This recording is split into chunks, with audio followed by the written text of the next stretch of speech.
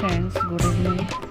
आज मैं आपମାନଙ୍କ सहित एमती गोटे जिन सेयार करी जोटा कि प्राय समस्त फेवरेट कहले भी किसी भूल हेनी आटा माने बहुत रेयर सेटा समस्त को प्राय बहुत भल लगे आटा पणा संक्रांति मेन माने मेन कहले चले पणा संक्रांति हो कि जहाँ भी बेल पणा is the most is mandate. Okay, so here we have decided to make bello pona and समस्ते आम ये मिसी मसिकी बेल पणा बनाऊलु। फास्ट बेल को बाछिकी तार जो पल्प गुड़ा बाहर करागला से बुंदी छेना नड़िया कदली आ गुड़ सबू पड़ी ताकू मिक्स करी समस्ते आमे समस्त को दे सारा पर आमे माने पीथिलु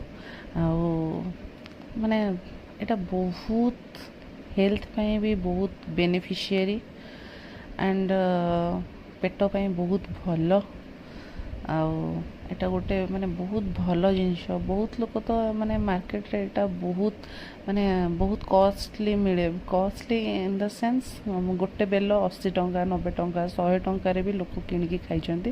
but we are lucky because आम गच्छरे आम बेल पाउचु जोटा कि माने पीबाटा आम भाग्य मिलूँ बहुत भल जिनस। आ समस्ते एटा घरे खरा दिन पाई तो सबुठ बेस्ट पेट थंडा रखे आ देह पाई बहुत भल डायबिटिक पेशेंट मानक पाई भी बहुत भल एंड बहुत बढ़िया होता पणा समस्त को दे सारा पर आम समस्ते मिलमिशिकी पीथिलु पूरा चेयर्स करिकी एंड बहुत ही टेस्टी बनी थिला। आपन तो कलर जानी पारुथिबे जेमती बनीची बहुत बढ़िया लगिला।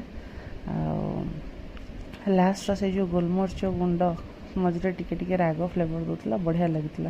तो मुझे आपण मानक सजेस्ट करी आपण मैंने भी घरे एमती बेल पणा बनातु पीयंतु। Stay fit and healthy. Tata bye bye.